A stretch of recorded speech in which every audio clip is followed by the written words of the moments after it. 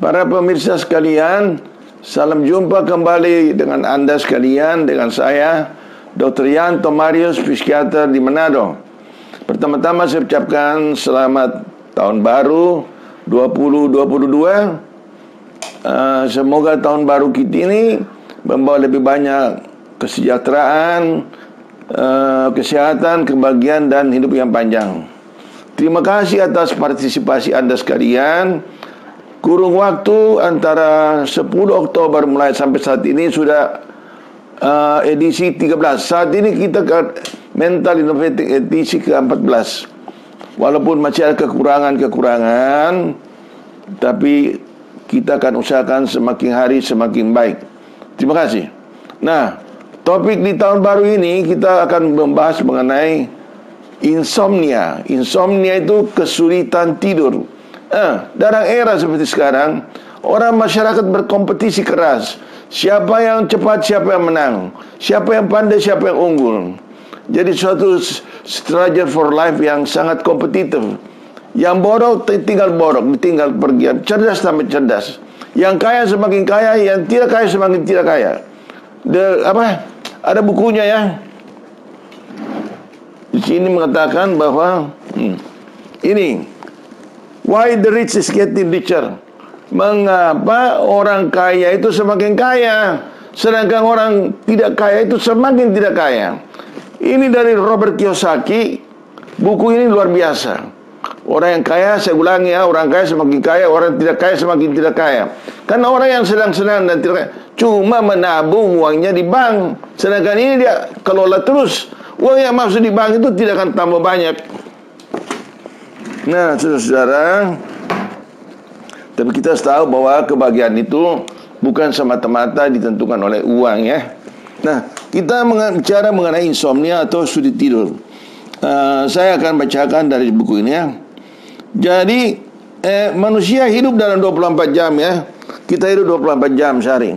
Sepertiga dari waktu kita, berarti 8 jam itu kita tidur. 8 jam kita kerja, 8 jam kita usaha lain, hobi, organisasi, bersama keluarga, jalan-jalan, pesiar, berbagai kegiatan-kegiatan ekstra kita boleh lakukan 8 jam. Kemudian 8 jam kita tidur untuk mencapai kebugaran. Tapi jumlah tidur itu tidak ditentukan oleh kuantitas tidurnya, tapi ditentukan oleh kualitas tidurnya. Ada orang tidur 10 jam, 12 jam, tapi dia tetap loyo, dia tetap kurang semangat. Mungkin ada faktor-faktor lain di belakang sana. Sebaliknya ada orang yang cuma tidur 5 jam sehari, tapi karena mutunya, kualitas tidur itu bagus, cukup sehat dia. Cukup sehat. Jadi kualitas lebih berarti daripada kuantitas.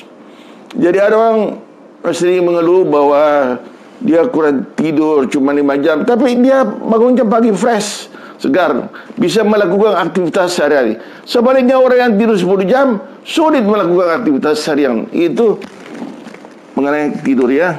Nah,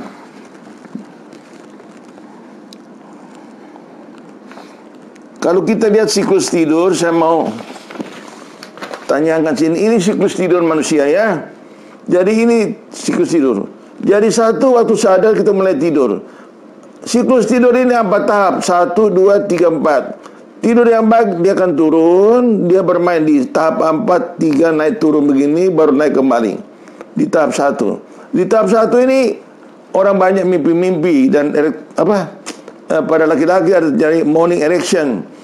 Di tahap 1 ini namanya kalau kita lihat anak kecil, kita buka matanya, kita center tidur. Dia punya namanya rapid eye movement. Jadi gerakan mata itu dia kayak bergerak begitu. Nah, ini tidur tahap 1. Kalau di bawah ini namanya non-REM, non rapid eye movement sleep. Nah, ini terlalu ilmiah, saya tidak lanjutkan saja. Nah, kalau kita minum obat tidur, karena kita ada orang yang tidurnya tapi mimpi-mimpi di sini saja. Makanya dia kelihatannya tidur tapi mimpinya tidak segar. Dia tidur di tahap 1 dan 2 saja.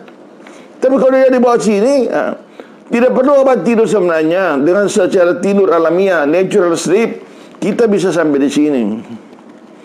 Nah, ini satu siklus tidur ini berlangsung antara 1 jam sampai 1,5 jam. Dan semalaman kita tidur terjadi 4 sampai 6 kali siklus hidup ini, siklus tidur ini. Ini naik. Ini grafik ini yang merah menandakan orang ini tidur yang tidak nyenyak. Jadi katakanlah istrinya lihat, oh kamu tidur nyenyak, Pak. Dan saya tidak tidur. Begitu. Dan di tidur ini, mimpi-mimpi ini terjadi. Dan bagi laki-laki biasanya menjelang pagi namanya morning erection ya. Jadi ada ereksi pagi hari ya. Nah, di sini banyak mimpi-mimpi. Ketemu siapa? Ketemu orang yang kita cintai. Bukan orang tua kita yang mati waktu kecil, kekasih lama kita yang tidak merespons kita. Dan kita akan mimpi-mimpikan di sini. Mungkin bagi sebagian orang juga bisa bermimpi ketemu malaikat, ketemu jin, atau bagi yang Kristen mungkin dia ketemu Tuhan Yesus di sini. Ya, jadi mungkin ada pendeta yang mengaku ketemu Tuhan Yesus. Nah, itu pengakuan itu bisa minimal 2 artinya. Bisa benar dia ketemu dalam mimpi, di dalam tidurnya tahap 1, atau bisa dia berbohong saja untuk mengangkat dia punya martabaknya lebih tinggi. Nah, satu siklus ini 4 sampai 6 siklus sehari kita lalui. Nah, apabila ada gangguan, maka tidur ini di sini saja. Bagaimana pengobatannya? Nanti dengan obat-obatan dan lain cara ya. Jadi insomnia itu insomnia primer. Insomnia primer itu tidak ada kaitannya dengan kondisi medis. Misalnya apa? Misalnya orang gempa bumi, harta bendanya ludas. Tidak ada kondisi medis, bukan penyakit. Orang yang memberi pinjaman dan menerima pinjaman. Kita kasih uang orang, belum dikembalikan. Yang menerima mau mengembalikan. Bisa dia pikir-pikir terus. Makanya ada ungkapan bilang jangan memberi utang kepada seseorang, karena itu akan jadi tuanmu. Jangan menerima uang dari seseorang karena menjadikan tuanmu. Jangan memberi pinjam seseorang karena itu akan menjadikan musuhmu. Dalam bahasa Inggrisnya begini, don't borrow money from someone because you make him your master. Don't lend money to someone because you make him your enemy. Nah itu adalah faktor-faktor yang primer. Artinya tidak ada kaitannya dengan kondisi fisik. Tentunya dengan kondisi lainnya. Jadi misalnya juga cuaca terlalu panas atau terlalu dingin, orang pemakai alkohol atau narkotika ya. Nah itulah kondisi itu. Dan yang lainnya bisa menimbulkan gangguan misalnya orang psikologis ya.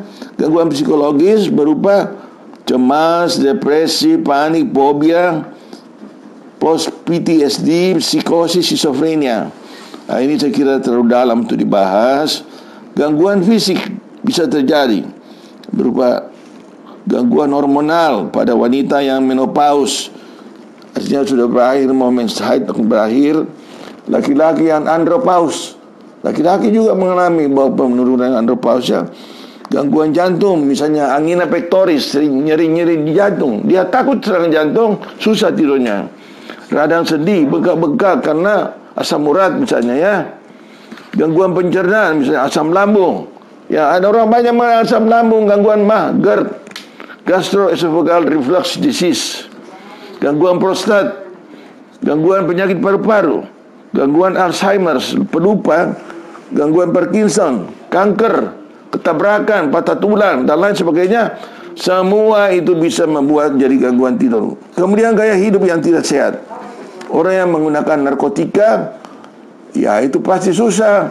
Narkotika itu kan banyak jenis-jenisnya. Ada yang stimulan, ada yang depresan. Yang stimulan ini merangsang. Misalnya kokain, kopi itu kan merangsang jadi lebih cerah orang ya. Kokain, ekstasi, Inex, itu semua stimulan. Depresan juga ada ya.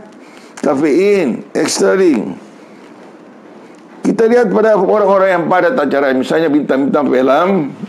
Memakai dulu kan siapa itu? Siapa bintang film dulu memakai dumolit? Nah itu karena padanya acaranya dia tidak bisa dia penuhi, kemudian dia karena memakai ekstasi Inex, dia memakai dumolit supaya dia bisa tidur. Pekerja malam misalnya, orang-orang yang kerja malam atau shift-shift malam, entah satpam, entah polisi, atau pekerja malam, wanita pekerja di klub-klub malam, itu juga siklus tidurnya akan terganggu. Penyebab lain ialah obat-obatan. Obat-obatan anti depresi, golongan stimulan ya, itu bisa juga memakai, misalnya fluoxetine, ya, Norvasc gitu ya, atau faktor lingkungan lain, suara bising, lampu terlalu terang, suhu tinggi atau suhu rendah. Nah, kalau kita tidur, maka ruangan kita hendaknya dia remang-remang saja. Ada orang memang suka tidak punya lampu sama sekali, gelap. Kalau dia gelap, maka hormon melatonin dikeluarkan oleh kelenjar pineal di otak supaya membantu kita cepat tidur. Tapi kalau dia terang, dia kurang bisa hormon melatonin itu lambat dikeluarkan.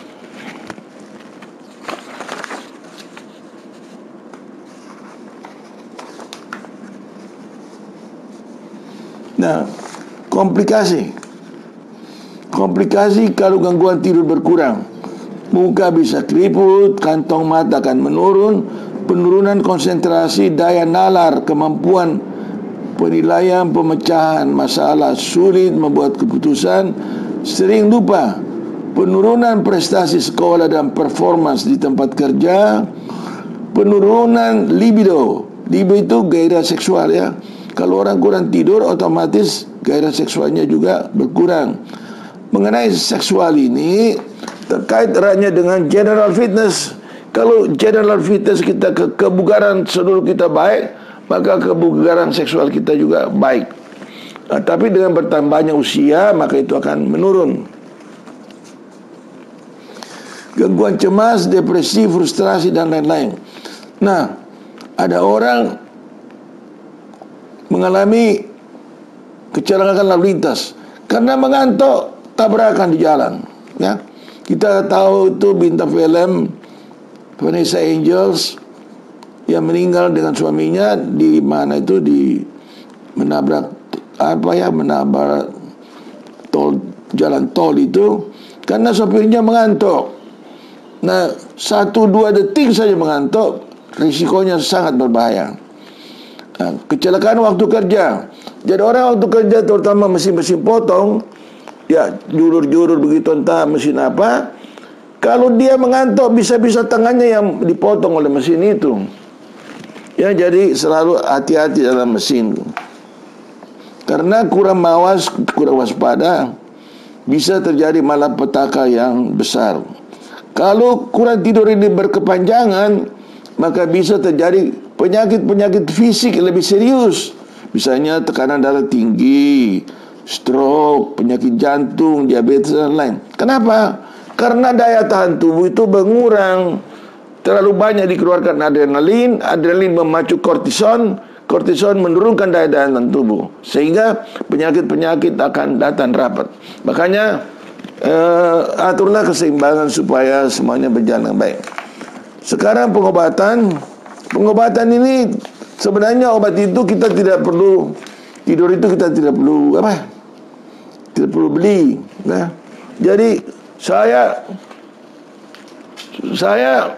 dulu kalau sulit tidur, cuma istri saya yang pegang-pegang rambut saya, sementara saya sudah tertidur. Atau menarik nafas, namanya metode relaksasi. Kita narik nafas panjang, buang panjang, kira-kira 20 kali aja. Kosongkan pikiran, masuk, keluar, langsung tidur saja. Kalau memang kita sudah capek, apalagi kita olahraga teratur 30 menit, kita masalah-masalah yang lainnya kita singkirkan sebelum kita tidur. Kita tidak minum kopi malam hari, kita tidak minum alkohol, tidak minum obat-obatan yang susah tidur, tidak makan kenyang. Itu mempermudah kita tidur. Tapi sekarang zaman instan, banyak orang tidak sabaran, mau cepat-cepat. Nah, Kalau terjadi obat-obat tidur golongan benzodiazepin, nah itu golongan alprazolam, estizolam, bromazepam, lorazepam, bromazepam,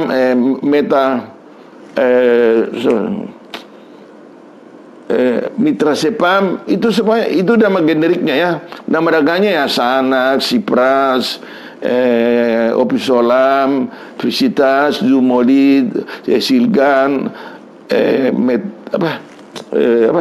Merlopam dan lain sebagainya. Saya kira para dokter tahu. Nah, itu terpaksa harus dibeli. Karena kalau orang sabaran tidak perlu ini diberikan. Tapi karena orang tidak sabaran, jadi sebelum kita kasih obat ini, kita harus periksa dulu semuanya fisiknya, baru kita dan bilang dia usahakan supaya kamu jangan menjadi ketergantungan. Kalau ini obat diminum selama 1 sampai 2 minggu saja tidak akan tergantung. Tapi kalau dia pakai terus, lama-lama jadi tergantung. Jadi namanya toleransi. Toleransi itu kalau tadinya 1 tablet diminum, lama-lama 2, lama-lama 3 baru dia tertidur. Dependen, tergantung secara fisik dan mental. Kalau tidak ada dia butuhkan. Susah tidur, dia tergantung secara emosional. Kalau dia kekurangan, dia suka marah-marah dan jadi adiktif, kecanduan. Nah, semuanya kalau masalah obat, entah itu psikotropika atau narkotika, masalahnya cuma 2, saat kelebihan dan saat kekurangan. Kalau kelebihan dia mengancam dia punya nyawa, kalau kekurangan dia timbul gejala-gejala putus obat. Jadi pertimbangkan baik-baik anak-anak muda sekarang yang mau cari gampang, jangan minum obat tidur kalau tidak perlu. Saya kira ini saja. Apabila ada yang mau bertanya, boleh nanti di kolom bawah dikasih komentar pertanyaan dan saya akan usahakan menjawab seluruhnya. Saya kira demikianlah, sekian dan terima kasih. Sampai jumpa di minggu depan. Terima kasih.